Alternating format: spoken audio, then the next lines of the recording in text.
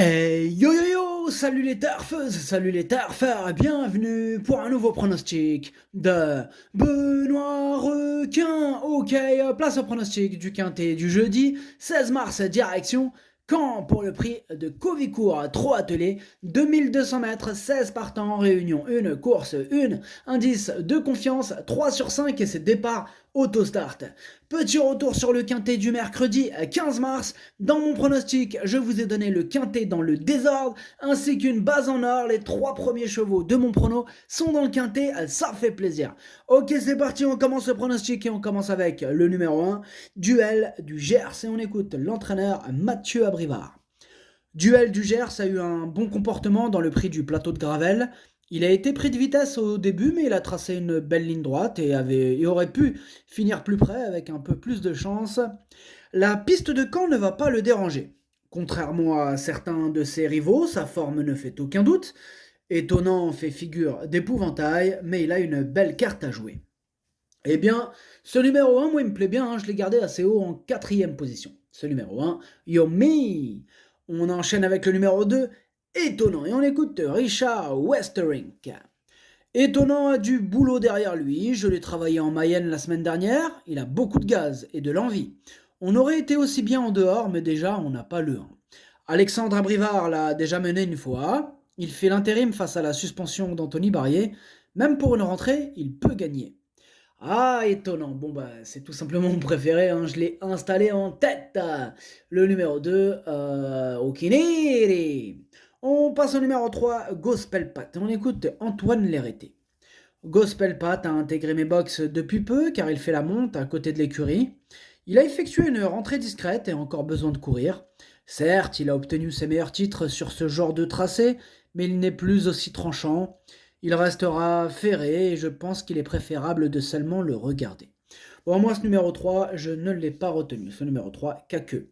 On enchaîne avec le numéro 4, Dexter Château, et on écoute Christian Bijon. Dexter Château a très bien couru dans le prix du plateau de Gravel alors qu'il avait hérité du numéro 9. Il n'a pas été des plus chanceux cet hiver. Jeudi, il découvre des conditions de course favorables. Beaucoup de chevaux sont en phase de préparation alors qu'il est au top. Les grands tournants ne devraient pas lui poser de problème. Il faudra que tout se passe bien, mais sa place est dans le quintet. Bon, en tout cas, il a hérité d'un excellent numéro. Moi, ce numéro 4, il me plaît bien. Je l'ai gardé en cinquième position. Ce numéro 4, Doi. On passe au numéro 5, Elvis du Vallon, et on écoute Charles Cuillet. Elvis du Vallon a pu accélérer dans le prix du plateau de Gravel. Il a été scopé sur place et avait la trachée sale. Il a été soigné et tout est rentré dans l'ordre. Il a très bien travaillé récemment. Il se place sur ce tracé et a hérité d'un bon numéro. Étonnant et Sebello Romain seront nos principaux rivaux, mais il devrait jouer les premiers rôles. Ah bah ouais, lui aussi, il a hérité d'un excellent numéro, hein. C'est une première chance, ce numéro 5. Moi, je l'ai gardé très haut, en deuxième position. Ce numéro 5, Watashi no Nibame no Okiniri. On passe au numéro 6, Sebello Romain, et on écoute Sylvain Gérard Dupont. Sebello Romain dispute sa dernière course en France. Il a 11 ans, mais demeure encore très tonique. On va essayer de défendre notre titre dans cette épreuve. Il faudra composer avec Étonnant. Rendre la distance dans le prix de Brest était trop difficile. Je l'ai travaillé en conséquence pour cet engagement, notamment à Châteaubriand. Anthony Barrier suspendu, Mathieu Mottier sera son partenaire. Moi, ce numéro 6, il fait partie de mes préférés. Je l'ai gardé très haut en troisième position. Ce numéro 6, Daesani. On passe au numéro 7, Capital Mail, et on écoute Franck Ouvry. Capital Mail m'a laissé une très bonne impression dans le prix du plateau de Gravel. Après l'avoir repris en partant, il est venu de l'arrière-garde très bien finir. Il effectue une rentrée et va donc se présenter plus affûté ce jeudi. Même s'il affronte quelques sérieux clients, il détient une très bonne chance. Je suis sous le coup d'une mise à pied. Ce numéro 7, moi je l'ai gardé plutôt en bout de combinaison. Ce numéro 7, Dokei. On enchaîne avec le numéro 8, Flore de Janeiro. Et on nous rappelle les commentaires de l'entraîneur Franck Blandin qui est parti pêcher, amuse-toi bien. Alors, moi, ce numéro 8, en revanche, je ne l'ai pas retenu, mais bon, question de feeling, hein, il pourrait intéresser les amateurs de champ réduit en cas de défaillance, pourquoi pas. Ce numéro 8, Kiken. On passe au numéro 9, Serial d'Atome, et on écoute Bart de Grave. Serial d'Atome évolue en pleine forme pour sa dernière sortie en France. Il sera atteint par la limite d'âge fin mars et continuera à courir en Belgique. Il a très bien gagné le Grand Prix du Mardi Gras, quand lui convient bien. Il y a déjà trotté une 11-8. On est en dehors, il faudra s'adapter, mais il est capable de terminer parmi les 5 premiers. Eh bien, moi, ce numéro 9, je l'ai retenu, hein. Sachez que c'est lui le huitième de mon pronostic. Ce numéro 9, Hachi. On passe au numéro 10, Girolamo, et on écoute Antoine Lérété. Girolamo avait connu une baisse de régime après une très bonne saison dernière et a donc eu droit à du repos cet hiver. Il vient d'effectuer une rentrée correcte, hein, sur cette piste. Même s'il va courir en progrès, il a encore besoin de compétition, hein, pour revenir au mieux. Je doute qu'il puisse accrocher la 5e place.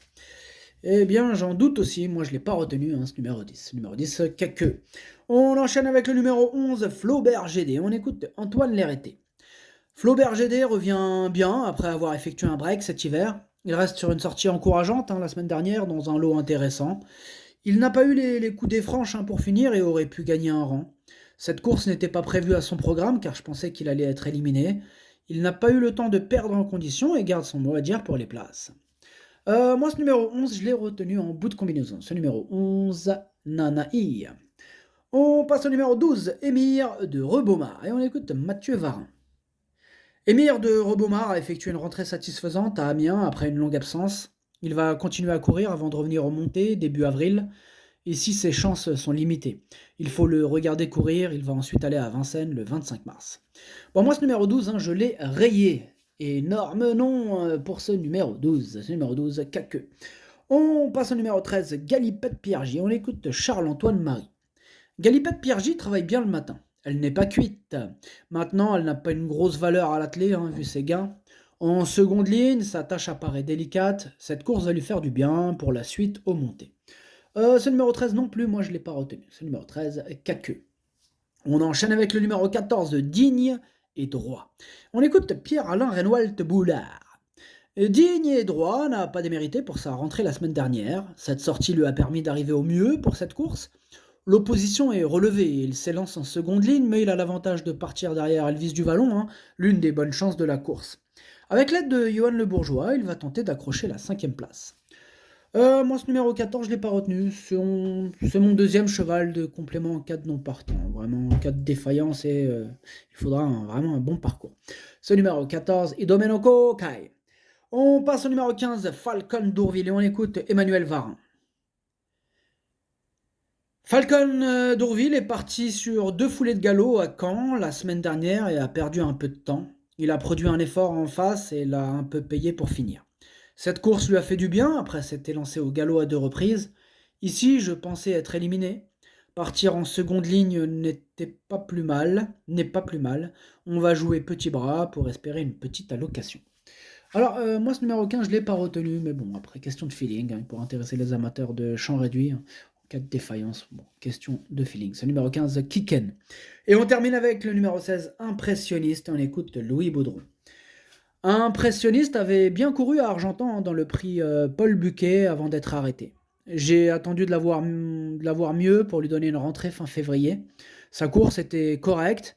Ici, il affronte des sujets de qualité en première ligne. Avec le 16, ce n'est pas forcément évident.